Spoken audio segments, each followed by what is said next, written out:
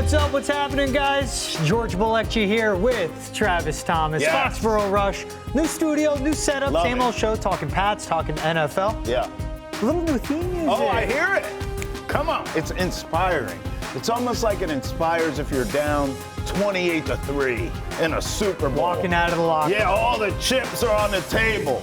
But you still believe. One possession at a time, one drive at a time. We will win this game. That's the vibe I get from this music. You know what vibe I get? And you're going to be like, of course you do. What? You got drafted. You're walking down that hallway, waiting to go out to hug the commissioner. Yeah. This is that triumphant, powerful music I can dig it. we get. As you guys know, as you've been listening or watching, this is Foxborough Rush, everything Patriots, everything NFL, all where you need it. If you're new to the show, welcome in. We'll be on 3 days a week, 1 to 2 p.m. on Nesson Nation, Monday, Wednesday, and Friday with the latest around the league, around the sport overall, talking everything, of course. Talking Patriots first and going around the league as well. You know where to find us, Spotify, Apple, Amazon Prime as well. We'll be on YouTube. Make sure to leave comments. We always like to bring the mailbag into it. We love our people on YouTube and that community. That's right. And we love you guys for tuning in on Nesson Nation as well. For our premiere episode from the New Digs, we got a fun episode for you guys. Will Campbell and Mike Vrabel, we'll hear from them from the Patriots rookie minicamp kicking off. While the NFL schedule is leaking out, it's going to be a big divisional matchup to kick off the season. Plus, we know the international game so far. And Derek Carr, done with football, but is Mac Jones possibly a starter again? We're going to run through that, talk about the longtime career of Carr coming to an end, and what could be next for the former first-round pick for the Patriots. But let's first start with Patriots rookie minicamp kicking off. So TreVeyon Henderson wasn't there Friday, but was there Saturday, excused absence.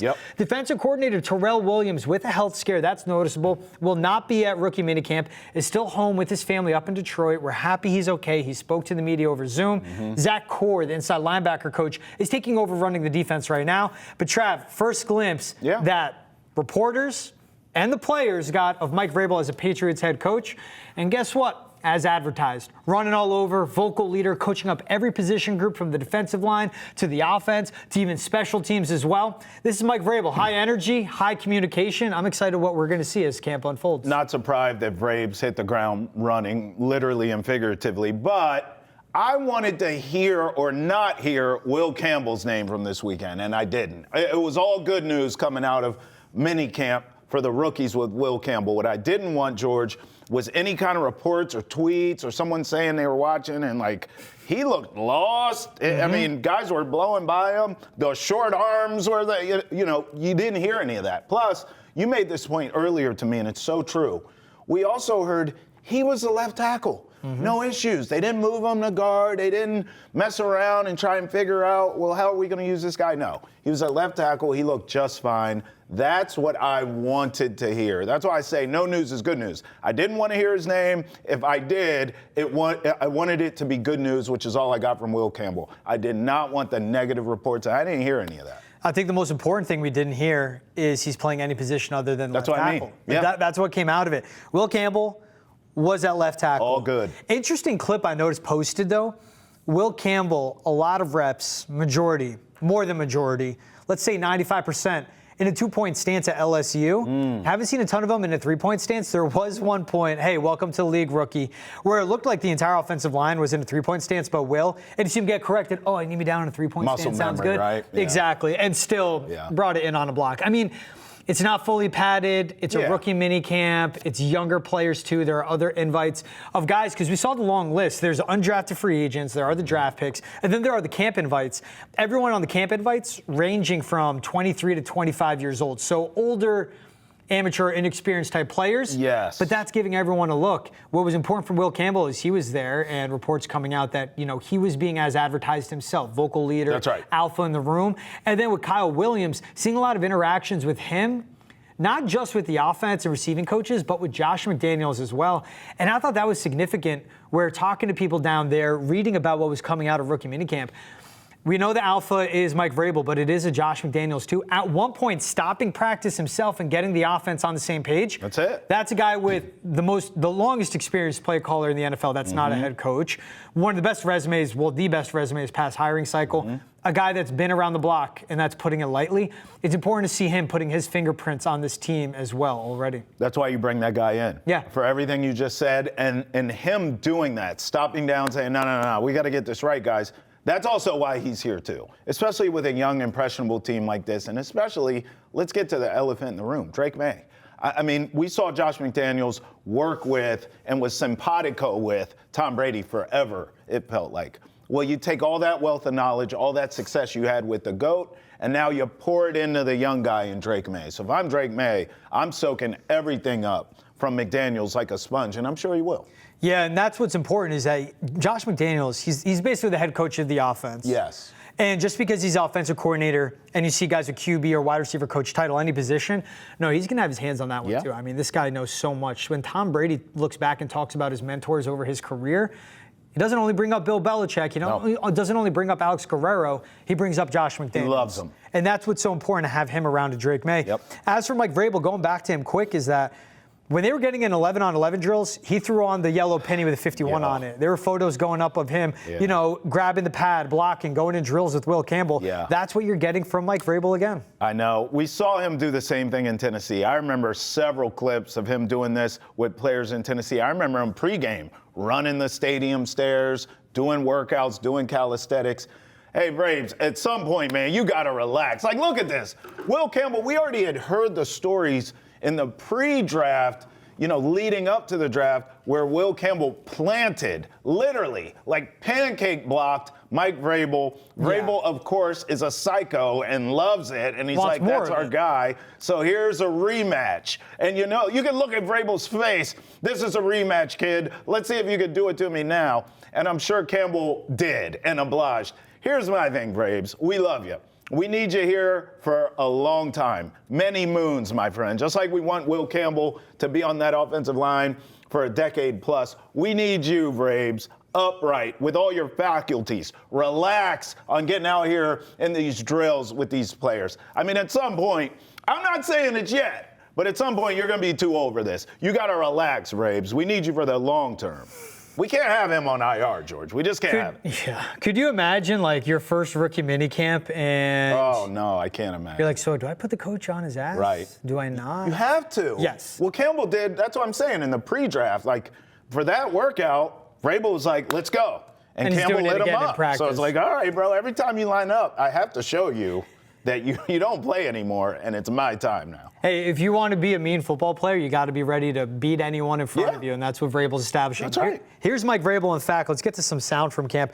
Here's him talking about building up the leadership in camp, but also finding a way to get the rookies up to speed.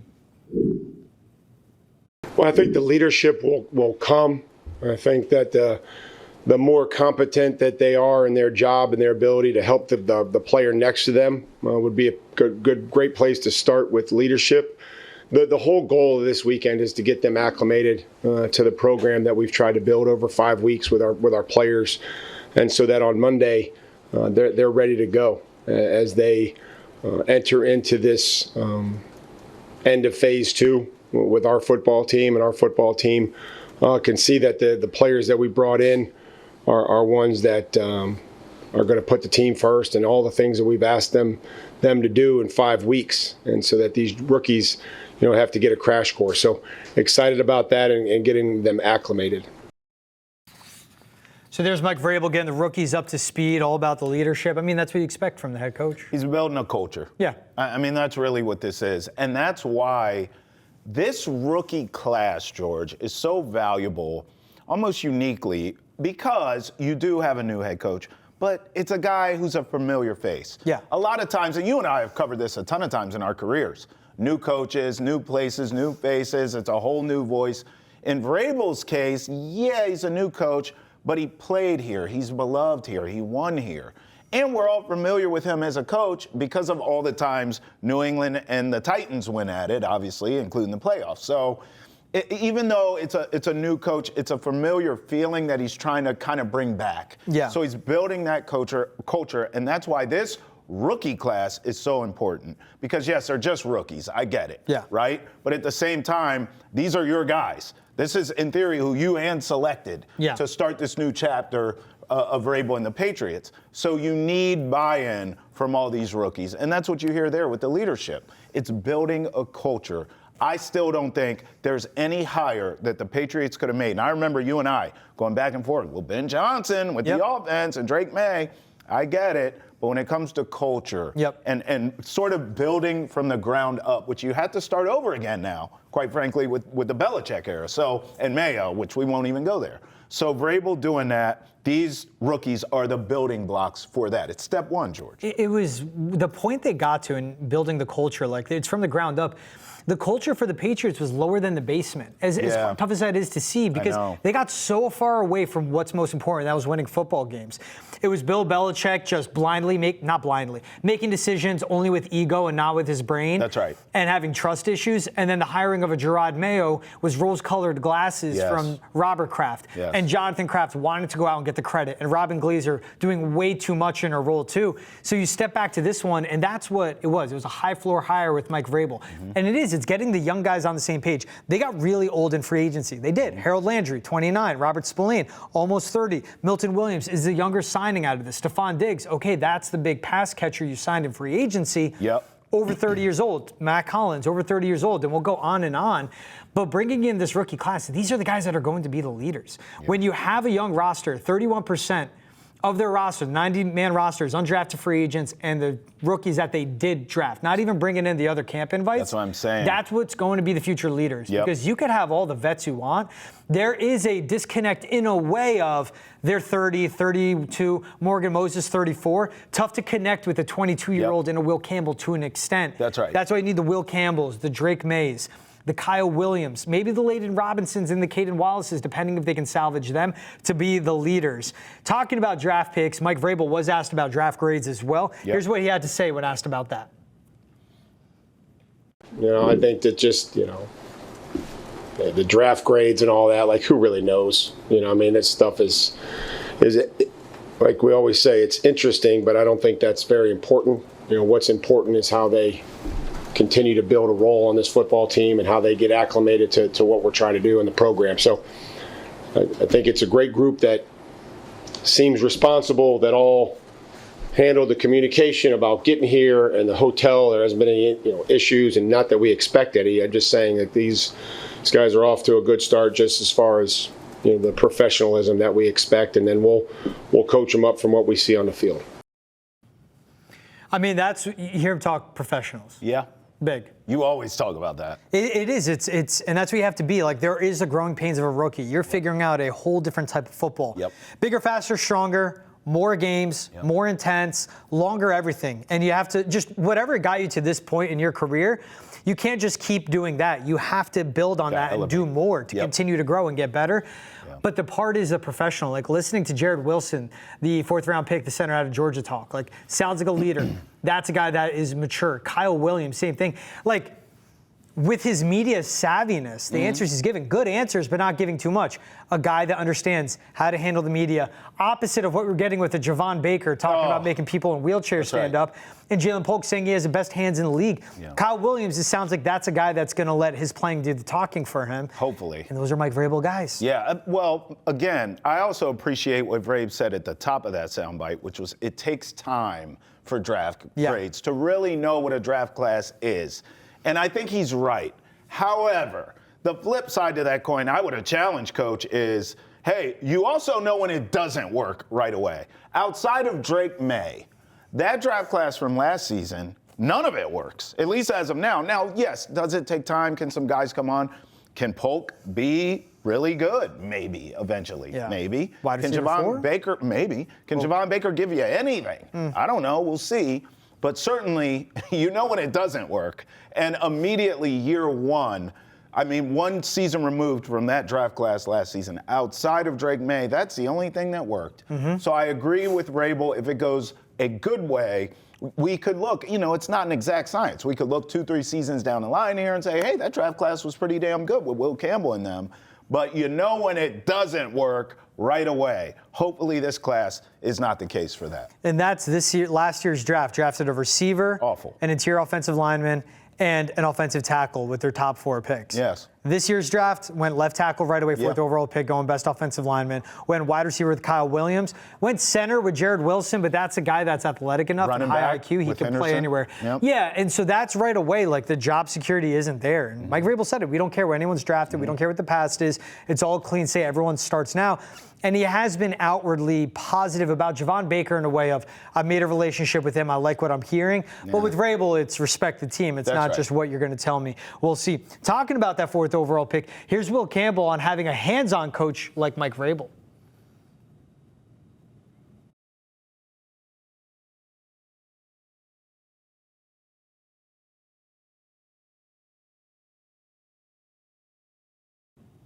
All right, Will Campbell shot not all the way up there right now, but basically saying I had to lay coach out again. And he goes, I got a pretty cool head coach too at that as well. He is cool. I just like I like that Vrabel mixes it up with these guys, but at the same time, Vrabes, man, you got to relax. But listen, Will Campbell, everything we watched, even going back to draft night, I remember having his sound.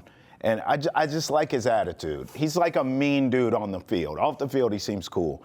But you can definitely tell there's a switch to him. Yeah. And when he's on that field, it is flipped on. He also said he was impressed with all the trees he saw in the wind. I died. He thought he was in Boston proper. And then he's seeing all the trees. He's like, wait, where are we going? Where are we going? Foxborough? Okay. So Will Campbell's going to work out eventually. My thing is, all of us, media and fan base, need to be patient a bit with this guy. Now, if he's out there and it's a turnstile, and defensive ends are going by him, I get it. But I do think there's going to be some growing pains here. He's not a true left tackle in terms of the measurables, but let's give him some time. Let's see how he goes. If he's serviceable, if he's solid, if he's a stopgap left tackle for a year or two until you can get a true one in there, I'll take it. Maybe he's an all-pro from day one, fine. We know eventually if you had to break glass in case of emergency, he could play guard at a really high level. But let's be patient with Will Campbell. Yeah, that's a guy that it's long-term planning. Like we said on draft night, you got the best offensive lineman for the worst offensive line in the NFL, what was last season. Right. I don't think you got the best left tackle. I don't think you got a long-term left tackle. But if long-term this offensive line turns out to be really good up front, and you have that all-pro left guard for years and years and years, protecting your right-handed quarterback in Drake May, that's what you'll take because that all-pro left guard will turn that left tackle to his left into an even better player. That's what it comes to. Shout out our producer, Brendan, figuring out. Here's a sound from Will Campbell on getting coached by Mike Vrabel. I mean, it's super cool to have coaches that are hands-on. It shows you how much not only they care about, winning and stuff like that, but shows how much they care about you and, your production and things like that. So it's super cool. When I was a high school kid and, you would always see videos of him, hands-on with all of his players. So for me to be able to experience that, get that type of coaching from my head coach is pretty cool. Man, I feel old. When I was a high school kid. High school, it was 4 years ago. Think about that. Will Campbell's 4 years removed from high school. He played 3 seasons at LSU. That's a big joker. Starting left tackle for the Patriots. Also, whenever I hear Will Campbell talk now, I realize how fast I talk. What do you mean? He's slow and southern. That's a southern drawl. Which is fine. You don't talk fast. You're just a kid from Jersey. That's fast. We talk too fast in Jersey. I love shout outs to Jersey. I got a good history with Jersey, I love hearing him talk about what sticks out is he cares about the players, the relationships he builds. That's consistently Mike Vrabel. Right. As high IQ as he is, as great as he is situationally, as smart as he is running a team, building a culture, part of that with all of this and how you get buy-in is being sincere and genuine with the relationships you do to connect with your players. Yeah. And you're hearing from the small instance of how, everyone goes, all right, but you running the drills, what does it actually do? Will Campbell sees that from his side of, cool, you actually care about me getting better. That's why you're getting in the drill, and you're literally giving me the hands-on coaching. That's a benefit of it. It's beyond doing it for the gram. Yeah. No, that's well said. I also think what you're speaking to there is like an identity almost because when you think about it, I don't know if this team's really had a true identity going back to when Brady left. I mean, right away it was can Belichick win without Brady, right? We got it. Then it was the Mac Jones era for as short as that was. That didn't work out. Then it was Belichick towards the end. How long are we going to do this? Is he going to get fired? Then you hire Gerard Mayo. And I remember you and I talking about, okay, come in, Gerard Mayo, establish a culture, get an identity for this team. He never did it. Or he tried and failed, whatever, right? So now you bring in a Mike Vrabel. That's the key. I think Vrabel and this coaching staff, and that's what Will Campbell's speaking to, eventually we're going to have an identity, and it's going to be a bunch of tough guys. I think they're building that now. Can you imagine the dynamic, too, also between Doug Marrone coaching Will Campbell being his leader? I mean, Will Campbell is about to be 23. Doug Marone's been coaching since forever too. But him giving him the keys to the car says a lot. Yeah. When you have that much experience, yeah. You've been around that many tough guys at that position, and you're putting him at left tackle, and you're giving him the keys, go be the leader, kid, it speaks to how good, potentially great, dare I say, Will Campbell could be. And here's Will Campbell on the identity he feels will be the team, and that's based off the coaches. Finish and strain, finish for offense, finish longer than the guy with the ball. Defense is full tilt to the tackle. That just means, really, in other words, just play hard. That takes no talent at all. And that's going to be, we're going to be that's really what they just talk about a lot. It's a don't overthink it. And I love the finish, play harder, play longer than the guy with the ball. As an offensive lineman, that's playing to the whistle, past it, really, and continue to put guys on their back. It's just such an offensive lineman mentality. Just play hard. Like, I mean, we've covered football, just show up. I, bro. I don't care about offensive my linemen arms. are the most unassuming. Yeah. We don't care about bling and all that. Like, we're just going to show up and mow you down. And that's it. And that's our identity. And that's what we do. Line up, do it again.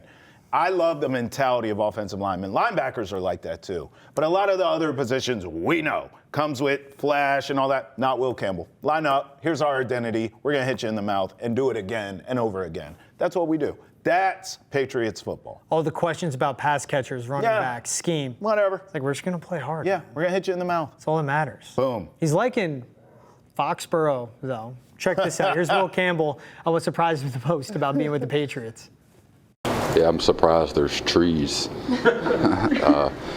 Before I had never been anywhere up here before, so I always thought, this was a little bit closer to Boston, and it was a bunch of big city buildings and stuff like that. So when I got out here and they picked me up from the airport, I said, dang, there's a lot of trees out here. I wasn't expecting that. So I'd probably say that. Monroe, Louisiana boasts a thriving urban greenscape adorned with native trees that thrive in its specific environmental conditions. So trees aren't new to him. Yeah. But I love that, like, every time I make the joke of you're getting a free agent, you're driving him down to Walpole, right? You do it every time. So I think the most beautiful thing in the world is Will Campbell gets drafted, flies out to the area. I don't know if they flew him into Providence or Boston, probably Providence. And he's expecting to see Back Bay, the North End, get some Italian food, some high rises like the John Hancock building. And they take a left and then a right, and then he's like, where are we? He's like, wait, this is where we're playing football. He probably loves it. Yeah. It's just that reminder, when you come here, it's not really Boston. You're about an hour south of the city. And with traffic, 2.5, 3 hours. Have fun. Kudos to you, too, being from Jersey, but you didn't say Monroe, Louisiana. You said Monroe. Is that how it goes? No, that's country of you. Monroe, that's a good Louisiana. Job. That's how they say it there. So good to you, because us Northerners are Monroe, Louisiana. No, Monroe. That was well executed by you, my friend. I just want to ask Will Campbell, in all the trees that you saw on your ride to Gillette, did you see any routes for me to get out of there quickly tonight? Because I will be at the Kendrick Lamar concert, and I'm very concerned. Tomorrow I may be tired on all of our shows, George, because getting out of concerts at Gillette is a nightmare. Problem. Absolutely. Maybe Will Campbell can help me out. I bet he's loving it. He sees all the trees. He's like, all right, duck blind there, duck blind there. And then he'll hit you up. Trav, I got a few duck blinds. Just bring a pillow and a blanket. Just knock out overnight. I ain't doing it. Wake up, drive out of there. I can't do it, Will. They might mistake me for a duck out there, and I ain't got time for it. I got stuff to do. Hey, what's complicated about leaving Gillette after a concert, game, anything? That's next level. What's easy is taking a look at the NFL and their upcoming schedule for the season. Eagles, Cowboys, they got a primetime matchup. We'll talk about that right after the break. Welcome back to Foxborough Rush. George Balekji, Travis Thomas. All right, T, we were talking plenty with the Patriots. We don't know when they'll be playing who yet. We know who their opponents are. But the NFL, as of right now, they're doing the trickle out. Yeah. The little drip by drip leaks of the official NFL season. Yeah. And we know Cowboys in Philly taking on the Eagles September 4th, Thursday night football. There it is. That'll kick off the 2025 season. Can't wait. rivalry, champs. I mean, I love watching the Cowboys lose. I mean, the Eagles beat the hell out of them, not once but twice last season, swept the Cowboys in the regular season. I don't anticipate anything different this time. I mean, the Cowboys coaching is worse. Now you bring in a volatile star in George Pickens, who's definitely going to be talking that trash when he's not getting the ball and cussing at Dak and everything else. I can't wait to watch the wheels fall off. So this is a great one to open the season. But here's a little beef of mine. So back in the day, the schedule release, when they went to prime time, it was like a big deal. Like maybe you get a game here or there that was leaked ahead of time. Now, George, the whole G-damn schedule's leaked for all these teams. What's even the point of the schedule release? It's like, can you protect it a little bit? Or my thing is just put it out there. Or just put it out. Let the teams announce it. Then I don't put it like out. because it happens so frequently, so often. It's like next game's this, next game's that. I'm excited about this kickoff. I'll get into that. Of course. But I'm the one of like tell me when it's over. You know what I mean? Yeah. Tell me when every game's out, and then I'm Right. going to care about that. Yeah. I mean, this one's great. First off, it's Eagles-Cowboys, so the ratings are going to go through the roof. Of course. Whatever your opinion is of what Dallas is doing right now. But I think what's beautiful, too, this is the first time they're meeting week 1 since the year 2000. Since then, Eagles, 17 postseason appearances, the Cowboys 10. Since then, the Eagles, 8 NFC Championship game appearances, the Cowboys 0. Donut. Since then, the Eagles, 4 Super Bowl appearances, obviously the Cowboys 0. Donut. Since then, Eagles 2 Super Bowl wins, the Cowboys 4 playoff wins. Losers. It's still Dak, CeeDee Lamb, now George Pickens, as you alluded to, rebuilt gonna work. offensive line, Micah Parsons, Osa Odigizua, Donovan Ezeraku of Boston College, shout out to him, Brian Schottenheimer. against Jalen Hurts, A.J. Brown, Devontae Smith, Saquon Barkley, that offensive line, revamped defensive line, Yeah. still highlighted by Jalen Carter, really good secondary. Yeah. This is a really good Eagles team. Yeah. It's going to be hilarious. Yeah, beatdown Yes, is what it's going to be. it will be. Let's call it what it is. It's going to be a beatdown. What I do like about this, that it's in Philly. It's a reigning Super Bowl champions. Fine, perfect, love it. It's not playing any games with 2 good teams though, because there are games again in Brazil. We'll get through all of those. I'll mention those quick of Yeah, what the we know right now. international, right. It's a good field. It's at the link in Yeah. Philly, and dude, it's going to be unhinged. Of course it is. And also, from an NFL standpoint, obviously, you check every box that we're talking about with the rivalry. It's a Cowboys brand, right? But you also want your champs to win. Like, you want them on that night at home, kicking off the NFL season, to have a good game. Check, check, check across the board for the NFL. You get the rivalry. You get the Cowboys brand. It's opening night, and the champs should win that game, no problem. So it's a win across the board, not just for Eagles fans, but for all of us as well, and the NFL. Hey, just a reminder before the schedules are out for all the teams, New England Patriots, they have the 3rd easiest schedule based off opponent win percentage from last season. Yeah, because they stunk last season. That's how that goes. But, I mean, Eagles got the 4th hardest, 4th most well, difficult. There you go. I wonder, though, gosh, how many, if any, nationally broadcast primetime games? I guess everybody plays Thursday night, so I'm not counting that. But, like, what are the Patriots? You're not going to see them on Sunday Night Football. Unless, look, if they have a good season and they're flex there, sure. But in terms of the schedule release, like, don't hold your breath for any primetime games other than the one you're guaranteed to get. Don't forget that they had a primetime game. The only one they had this year was because of Aaron Rodgers. So don't forget, there is Josh Allen's in the division, so it's twice. I think that likely becomes a primetime game. Yeah. On top of having Lamar Jackson on their schedule as well, along with Joe Burrow. So they could be because sacrificial of the lambs. Yes. Yeah, I guess.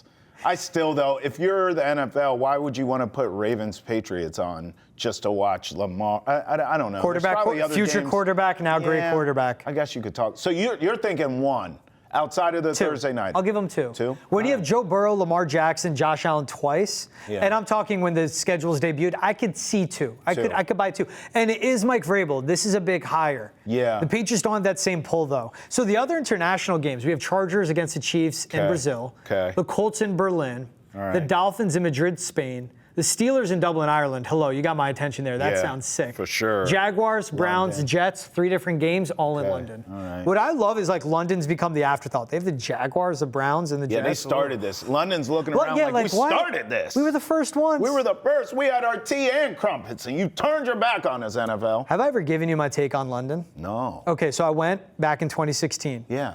And it was like 72 and sunny, and everyone the entire time was like, what is going on? This isn't our Wow. weather. Yeah. My take on London, and especially someone that's lived in New York City and now Boston. Ready? Yeah. And for anyone that's from there, and if I don't know you, it's nothing against you, but Yeah. it's your city. Yeah.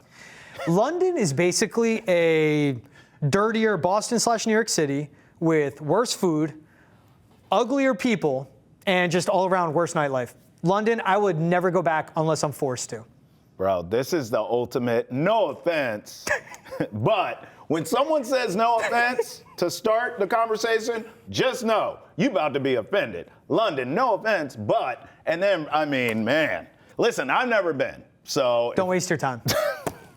Do not waste your I was time. gonna say London if you'd like to have me, but never mind. George says don't waste my time. I ain't going. A game in Dublin, Ireland? An Yes. NFL game in Sign me up. Come on. Brazil too. Yes. I'm down.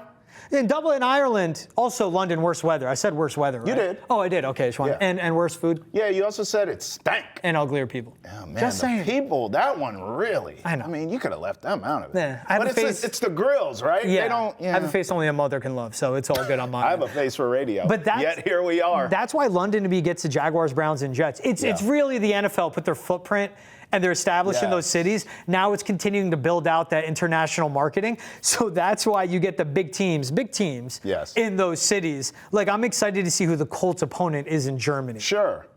Would you rather go to Germany, Brazil, Madrid, or Dublin? Oh, that's tough. Madrid. Because we know you're not going to I London. love Spain. Madrid. I would go Dublin next. All right, I'll do Brazil. On I'm our not sleeping on Brazil. international power rankings, I'll go Brazil. Madrid #1 for me. I'll go Madrid 2, and then Dublin. The Patriots, I mean, when they get the international games, they've had Can Germany. The next one? I'm think? down. Nesson. Figure it out. Nesson. I mean, we'll talk offline, but Nesson, I think you should send us. What if it's London? 7 hours They're coming for you, bro. Again, I said I would never go back unless I have to. Yeah, unless you Work have to. I would go for. But this clip will circulate, That's and they'll fine. be waiting on you. That's fine. Not me. Play it in the bars. Not me. I'll have a half pint with the fellas after the lads. One thing I did like about London, The pints. but the culture there is that you get a half pint of beer and you just literally drink it on the sidewalk. And like you just don't leave the sidewalk or the What? bar. It's a nice drinking culture. Loitering? No, it's not. You bought the beer at the bar. You can have it outside. You know, London, on second thought, See? maybe I will pay a visit. Good fish and chips. Yeah. Weather can be improved. Hey, All around nightlife too. bro, we live in New England. Yeah. You know what I mean? We're used to inclement weather. The ugly people thing, after a couple pints, I think everyone will look great. What do you think was Jerry's reaction to seeing that the Cowboys? I mean, he knew about this. Well, he doesn't care about He's wins happy. and losses. Yes. The Cowboys are still relevant enough. That's right. He doesn't care about wins and losses. And smart by the NFL to put this as game 1 because that's before this Cowboys thing just completely falls apart. Because you know Cowboys fans are delusional. CD, Pickens. So they're like, this is our year. Yes. Wrong. And then when you get drummed by 30, then it'll be like, okay, we stink again. But for that game, to your point, the opener, I mean, listen, let's be fair. What team, what fan base isn't optimistic going into week 1? That's the beauty of the NFL. Yeah. Now, we know after week 1, then talk to a Browns fan or a Jags or a Raiders, some of these loser franchises. But week 1, everyone has hope and optimism. Yeah. Including the Cowboys fans. And then Jalen Hurts. Still the weirdest thing I've ever witnessed was when the Cowboys were at Gillette a couple seasons ago and Jerry Jones walked out onto the field. Well, people were yelling to him in a way of like celebrating, like, Jerry, you're the best. And I'm like, have you not seen what he's like, How's what he he's the done to the best? franchise? Like, people were like willing to like rip their kidney out themselves on the spot and give it to him. And Robert Kraft was not loving that because those two do not get along. So hearing his fans yelling, Jerry, we love you, just had to be the worst for Robert Kraft. Well, also the best thing too, waiting for the elevator. Press takes the same elevator as like the owners. They come in on golf carts. He got in? No. Even better. I'm waiting for the elevator at the same time Jerry and his crew is going up. Oh boy. Elevator, I cannot make it up. Elevator doors open up without a word being said. His security looked at me. I was like going to go in. They do the wall off. Jerry, without saying anything, walks in. Him and his people just take the elevator up. And I'm like, yeah, I mean, when you got that many zeros in your net worth, I get it. It was just still the funniest thing in the world. Yeah, but Jara, you were hating on my boy. Okay, look at this face. He is non-threatening. Now, outside of London, he is nice to everyone you'll ever meet. If you're from London, well, all bets are off. Well, it's true. You called him ugly. I left my cowboy hat at the table. Remember that for next episode. This is a missed opportunity. Got my black hat. You fumbled that, bro. What we won't fumble is ranking these quarterbacks next. You'll like to hear Derek Carr, Mac Jones, Jimmy G. What? Phil Simms. We got that coming up after the break right here on Foxborough. And a spot of tea and some crumpets. Welcome back, Foxborough Rush. George Balekji, Travis Thomas. All right, Travis, let's get into some QB talk. Your boy, Derek Carr, calling it a career. I know, man. Drafted in 2014, just can't do it. Shoulder undergoing off-season surgery. Has a degenerative condition in his rotator cuff as well. Needs labrum surgery. It's all good, man. I am surprisingly not that critical of Derek Carr. It's not your boy, though. No, I that was my your wagon. boy. I was stupid. You were like MVP talk with him. Can I defend myself? Go. Now that it's the end of his career? He had the ability. Yeah, thank you. So here's why I gave him a pass originally. You were with the Raiders for most of your career. The Raiders are a mess. And he made them not so much a mess. I mean, he didn't make them great. It's not like he won a Super Bowl here. But at the same time, he was the least of their problems. I mean, there was one season he was third in MVP voting. We saw him as a Pro Bowler. Like, I thought he could walk and chew bubblegum at the same time as a Raiders quarterback. That deserves an award in and of itself. But here's where I made the mistake.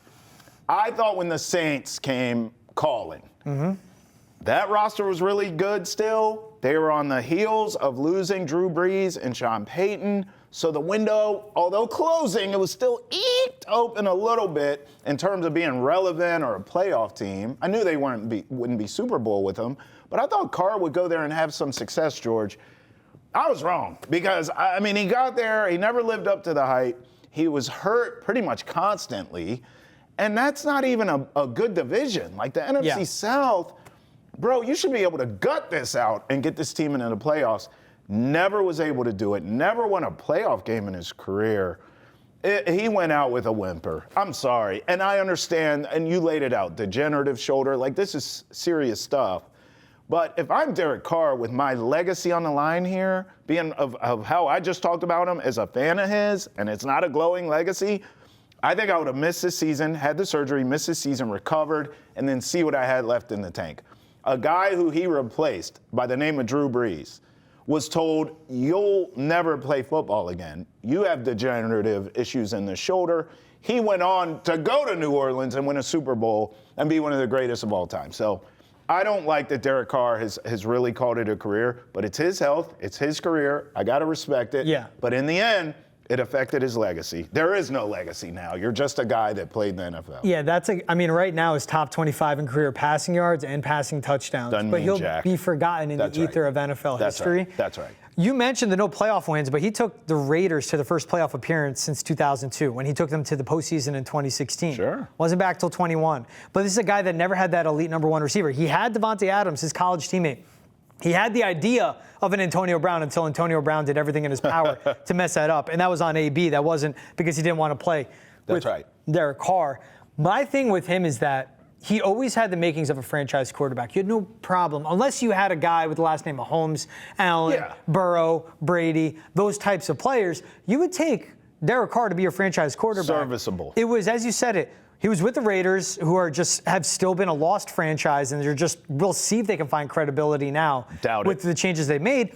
And then when he got to the Saints, they were trying to figure out life, not just post Drew Brees, post Sean Payton as well, with no draft picks either. So that's where there are guys that can succeed because of. There are guys that can succeed in spite of. Yes. Derek Carr needed a lot to go around him. He had the ability you would take for a franchise quarterback. And we see a lot of quarterbacks in this. I know we're going to talk about some of them, but we see a lot of quarterbacks in this league with what you just described. Yeah. I mean, Kirk Cousins comes to mind. Dak Prescott's another one where it's like, okay, you can have some decent stats. You're clearly a serviceable, franchise player, quarterback. But in the end, can I really win with you? Probably not. Even if everything's perfect and you have all those things that you said, top defense, a top wideout, a great coach, maybe you still can't win with him. You know, I mean, we saw that in Jimmy Garoppolo, who we'll talk about as well, but there have been quarterbacks like a Derek Carr who have had everything go right, and they still don't get it done. I think Derek Carr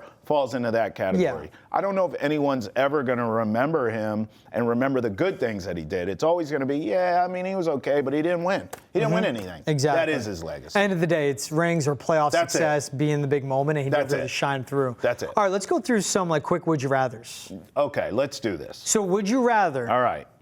Let's do career. Would you rather have the career of Derek Carr or Blake Bortles? I start with Bortles because that was the first quarterback taken in the same draft class as Derek Carr. Who cares? Blake Bortles sucks. I don't think Derek Carr ever sucked. I don't think he was great. But he never sucked. Blake Bortles sucks. Derek Carr, Johnny Manziel. Johnny Manziel Second was quarterback drunk, in that draft. so I'll take Derek Carr. I mean, I prefer my quarterback sober. Thanks. Most Browns thing ever is taking Johnny Manziel. So Browns. Derek Carr or Teddy Bridgewater? Okay, this is more comparable. I would still take Carr, but I did like Teddy Bridgewater's career. I think he had a really good career, but really he was a career backup, if we're being honest. Derek Carr was your starting quarterback. I like Teddy, but I'll go Derek Carr here. Teddy Bridgewater was that guy when he was with Minnesota too. He was never challenged to be the starter. Everyone loved him in that building. And when he went down with the injury, not just the severity of it, but that entire, franchise was shook just because they knew what Teddy went down with and how good of a guy he was something that they're going to miss. But Derek Carr, same thing, great locker room guy. Again, being a franchise quarterback is more than what you do on the field, but how you handle yourself off of it. Teddy Bridgewater, Derek Carr did everything right when they were the face of the franchise off the field. I would take Derek Carr because of ability and all of that. No problem. And that's even with a healthy Teddy Bridgewater. No problem there. Derek Carr, Jimmy Garoppolo. Ooh, this is a really good comp. Garoppolo, at least I've seen in playoff games. QB1 in a Super Bowl. Made it to a Super Bowl, yeah. Although, I'm not bitter or anything. I didn't lose money. Jimmy Garoppolo missed Emmanuel Sanders wide open. If he makes that throw, Niners win that Super Bowl. That was the Chiefs, I think. He wins that Super Bowl, and he's going to Disney World, and he's a superstar. With that face, are you kidding? He's a superstar to the highest order. I would go Derek Carr, even though I didn't see Derek Carr in the same sort of situations, playoff games, Super Bowls, things of this nature. And I did see Garoppolo. What I saw from Garoppolo, I hated on those stages, so I'll go Derek Carr. I would go Derek Carr, too. I mean, Jimmy G also got the bag, $151 million in career earnings. They both got the bag. And that's the best thing to point out. Jimmy G was one pass away from having such a different legacy all around. His whole career changes. Right? One pass. But Jimmy G stinks. That's the guy that, again, is he a franchise quarterback? And he simply isn't. No, he's not. He was usurped. No problem in San Francisco. That's right. He was traded away by the Patriots. Not a no problem, but that was Bill being Bill. Yeah. And all of that. I would take Derek Carr over Jimmy Garoppolo. All right, here's a good one. You mean Bill's judgment isn't great? His evaluation of talent on the offensive side of the ball. We're not talking about this. Next. Dak Prescott or You saw Derek what I did Carr? there. I like you caught that one. I mean the same. Am I wrong? Yes. Okay. Yes, it's the same. Okay. You can't say this, I can. Derek Carr is Dak Prescott. Dak Prescott is Derek Carr, only Dak Prescott is more my complexion. They're the same guy. Look in the mirror, okay? This is a push. What's the difference? They're both empty calories in the regular season. You get all the stats, and then you don't win anything. The same guy. I'd take Dak over Derek Carr. Why? It's really splitting hairs on this. Person. Dak consistently is at MVP level when he's played.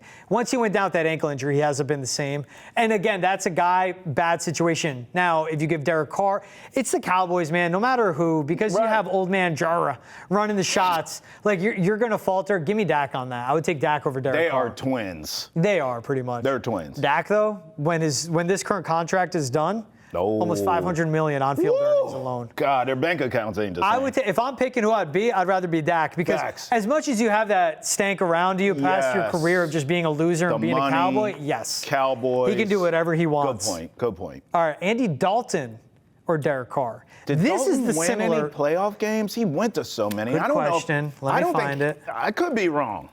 I don't think Andy Dalton won any playoff games, and he went to so many. I'm going to shock you here. I actually think I'd rather be Derek Carr because Derek Carr won, or he didn't win. Neither did Andy Dalton, but Andy Dalton went a ton of time. Did he? 0 Does for he have 4. one? 0 for 4? Literally 0 for There you go. 4 in his playoff career. Think about that. Andy Dalton. Think about that. His last postseason game, 3 interceptions. Okay, so there you go. And then the back end, well, not even, maybe the last half of your career, you're a backup. Yeah. I think Derek Carr. Derek Carr made the money. Yeah. He kind of goes out as a QB1. Yes. Where Dalton, I don't want to say he failed as a QB1, but bro, you go to that many playoffs, you can't get one win? Nah, I'd rather be Derek Carr, I think. Ironic enough, Derek Carr's one playoff game played in lost to the Cincinnati Bengals. Well, there you go. But you blame the Raiders. I don't know how Carr performed in that game, but He did all right. I imagine you blame the Raiders. They're the same guy, like the same ceiling, like the Andy ability Dalton, is there. yes, those two are similar. Andy Dalton had A.J. Green much of his Yeah. career. Yeah, Like he good had point. really good talent around him. Good point. Cam Newton or Derek Carr? Cam Newton. I mean, listen, the 9 seasons. The sample size Is similar. It is? Well, Okay, I would think Carr. Cam at Carr his played peak was longer. shorter than Derek Carr, but Yeah. when Cam was at his peak, I mean, that's one of Yeah. the most dominant players we've ever seen play Absolutely. football, college, and NFL. Another guy who didn't win, but the MVP, to your point, went to a Super Bowl, took his team to that Super Bowl. I'd much rather be Cam Newton. Phil Simms, Derek Carr. I mean, that's insulting to Phil Simms. I mean, my God, I get it. Phil Simms, much like Eli, didn't have the stats there, some elite quarterback in his time with the Giants. But like Eli, he is a Super Bowl He's won champion. the ring. So He's a game manager. Yeah, let's put some respect on Phil Simms' name. Phil Simms should not be in the same conversation as no damn Derek Carr. Last one, Mac Jones or Derek Carr? Mac Jones, who? I'd rather be Derek Carr. Okay. You got the money. Rather have him as the I don't quarterback, think Derek Carr's hated in Oakland or in Vegas and New Orleans. In New Orleans, yeah. Mac Jones is hated around here. I'm not interested. I'd much rather be Derek Carr. Here's 49ers offensive coordinator Clay Kubiak, really good play caller. Yes, he is. On Mac Jones. Quote, going back to college, we obviously studied Mac coming out. We thought very highly of him and his skill set as a thrower. Okay. Obviously, as a rookie, what he did in the NFL was impressive. Mac's a really good thrower, stands in the pocket, strong guy, really smart. And so he's got a lot of traits that we like for a starting quarterback. Oh. His career was kind of gone up and down a little, but the past couple of years, we saw the same things in Jacksonville that we loved about him as a college prospect. Didn't point out New England. That really excites us. He's doing a great job. I think Mac's capable of being a starter in this league. He's going to help us if he needs to. That quote's not good for Purdy's pocketbook, is it? That's offensive coordinator's not going to come out and say, yeah, Mac's good. He's going to be a great backup for us. He's going to pour some confidence into Mac. Over. I mean, it's true. Like, they were all over Mac going up to the draft. Yeah, They thought about trading up for him. If I'm Brock Purdy, I don't like hearing none of this. If I'm Brock Purdy, I still want 30, 40 million. That's what I'm saying. But they haven't paid him yet. Nope. So I'm like, wait a minute. Why are you talking about him like that? You're not talking about me like it's like a relationship. Like, wait, why are you talking about that person? You're in a relationship with moi. What is your problem? That's what I got from that quote. Yeah, I mean, you're talking all glowingly over Mac Jones. What about me? I'm Brock Purdy. I'm trying to get paid, baby. I just think Mac Jones and starting quarterback in the same sentence will forever be one of the funniest things I'll ever read or hear. Was fine, Pro Bowl alternate, was okay. But that's it, like was okay. For one season, really. Now, the situation in his sophomore and third year in the league was absolutely atrocious. Atrocious. I mean, he had literally the worst, no, not Bill O'Brien, but in his second season, which is massive, he had the worst offensive structure from a coaching standpoint I've ever seen. I mean, at that point, if it was just his dad calling the plays, maybe it would have been better off than Matt Patricia or Joe Judge. And that just absolutely fractured his confidence altogether. But also, we saw a guy that couldn't deal with adversity, and when Bill O'Brien did enter the fold again, wasn't given his say on his coaching staff because of brilliant Bill Belichick as well, was given a really tough go. But that's a guy that can't deal with adversity in game, can't deal with stuff on the fly, really inconsistent as a teammate as well. Mental makeup matters when it comes to a quarterback. Mac has zero of it. McCorkle, we wish the best for you, brother. But around here, it's about Drake May, okay? Your old news, yesterday's paper. We're on to Drake. Thank God number 10 in New England is Drake May. Facts. Thank God number 10 in New England facts. is Drake May. We'll take one more break. After that, we'll be right back. Quick mailbag for you guys right here on Foxborough Rush. Welcome back to Foxborough Rush. Travis Thomas, George Balekji. All right, we got a mailbag for you guys. Love this from our guy John Bishop-S2R. Commented on YouTube. To think these guys cover football and are still not realize how very important the kicker is. Wow, amazing. Whoa. How these 4 Super Bowl wins are because of kicking shows your ignorance. Okay, John. Wow, John, I take back the shout out. No, you sit this one out, because this isn't me. This is all ain't him, not you me, by the way. guys. He never said that. He defended the kicker. So first of all, get your facts straight, okay? My boy was all about the kicker. As for me, let me be clear. I never said kickers weren't important, bruh. Of course they are. I'm ignorant, but I ain't that damn ignorant. What I simply said was kickers aren't football players. As in, that's a fact. You don't throw passes. You don't catch them neither. And you damn sure don't tackle. You know what you do? Kick. So go over in the corner and kick for me and keep your pie hole shut. I never said kickers aren't important. I just said they're not real football players. No lies detected. It's the truth. A kicker would tell you that. Other than that, we're having a wonderful day. I was all for the Andy Borregales draft pick and Julian Ashton. Yeah, that's what I'm saying. You defended kickers. Kelly Code 3 commented on YouTube. Speed, check. IQ, on, off field, check. Pass blocking, check. Route running and pass catching, check. Pass blocking. Good dude, check. Okay, what are we left with is simply, can he stay healthy given his size and his durability? Will? I think Kyle Williams on this one. Given the NFL is now about speed, size, and collision. Okay. I really hope the Pats are smart enough to use him enough to impact every game, but not so much as to get him banged up to the point he cannot contribute on a weekly basis. Oh, this is about TreVeyon Henderson more of on Henderson. Kelly Code. And that makes sense. You bring in the pass blocking. Yeah. I like him. I told you, I think he could become the back here in New England. We'll see.